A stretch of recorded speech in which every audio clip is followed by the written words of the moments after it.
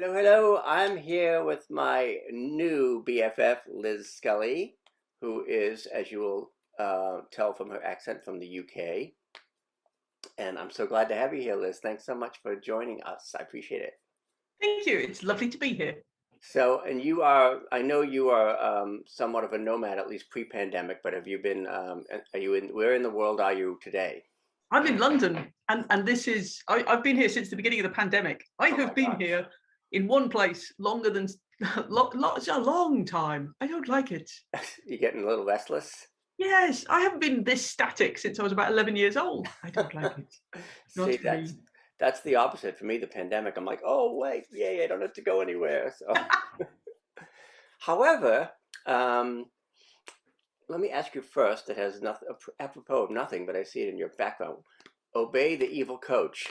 Are you an evil coach?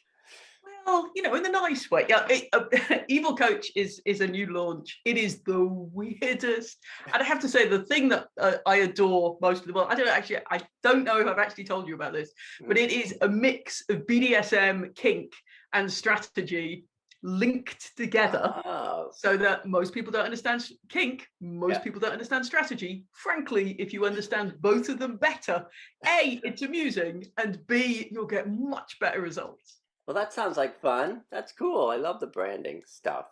Thank you. So, I am so happy to meet you. And sometimes I think, I was going to think, oh, I wish I had met you years ago. But sometimes people come into your life at exactly the right time.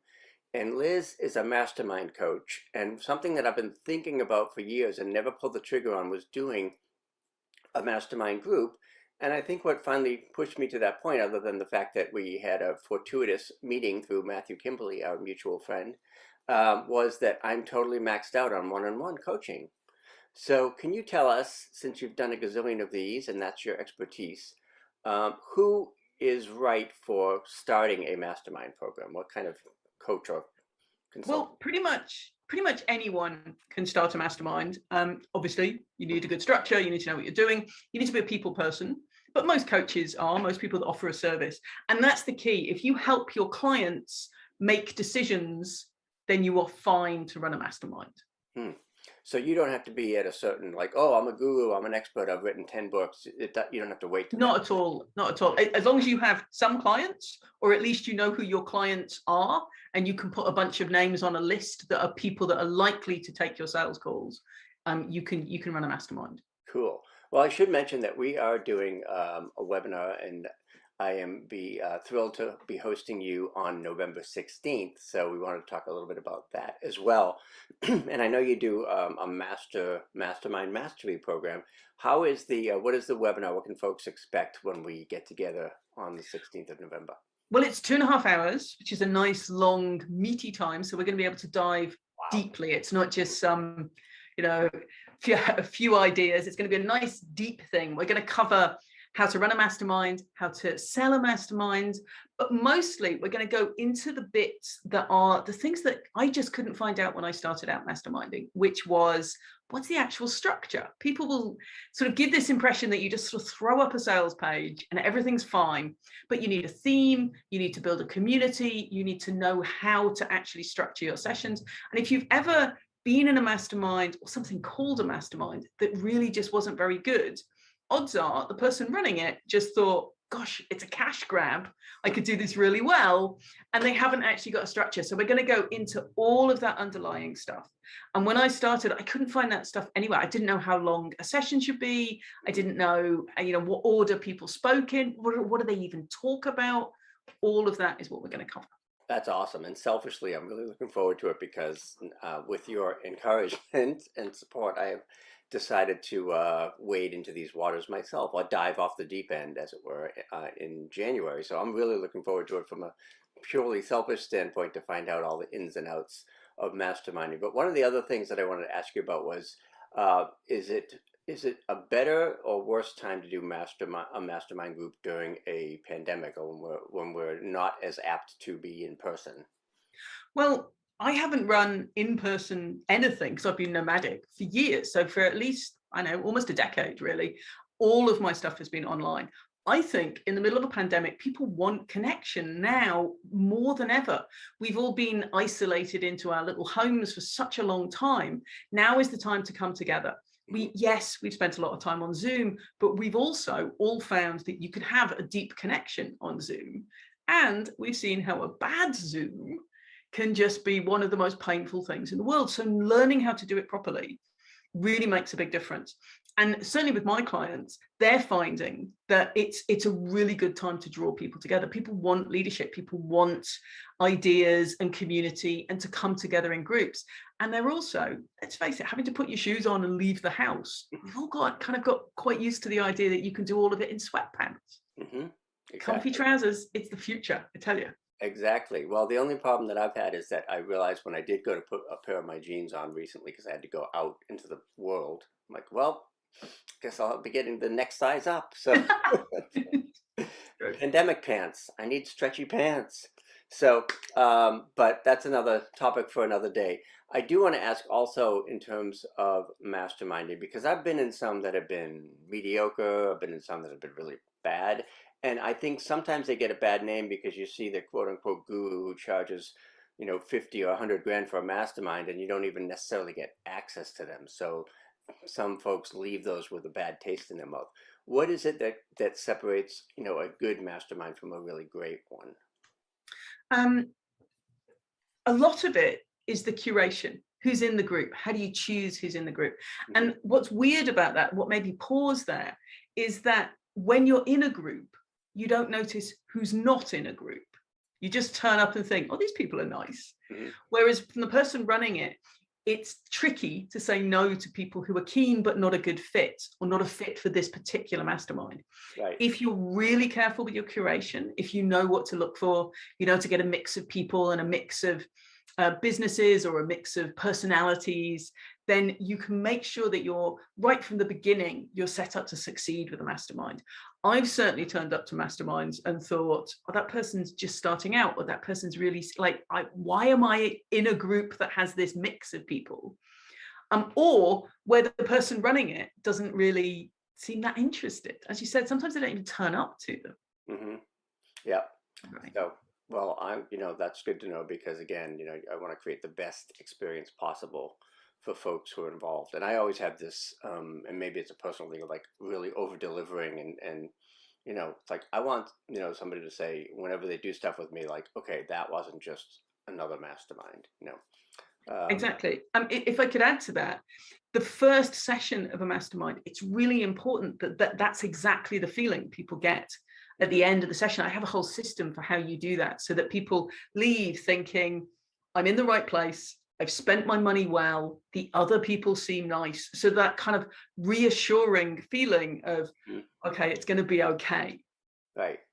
Yeah. And the chemistry of a mastermind, like you said, is so important. And is that just something, like you said, you curate from the beginning and you basically have to hand select people who will be a good match and a good fit?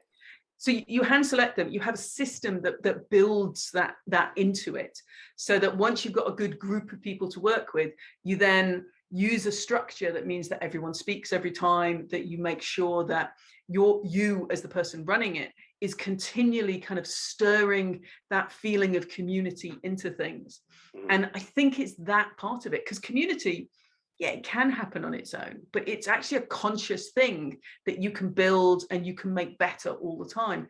So with masterminds I run, about the third month in, people begin to sort of fall platonically in love with the group and the process. And from there on in, it just deepens. It's really, really very lovely. Right. And that's why I thought initially, like, well, don't you have to be in person? And, because I had been in the old school of like, well, I've got to go to, a hotel and a conference room and sit in a conference room with somebody for 3 days. But you really don't need that for the sort of bonding element, do you? No, you don't have to. I mean, it's great if you do.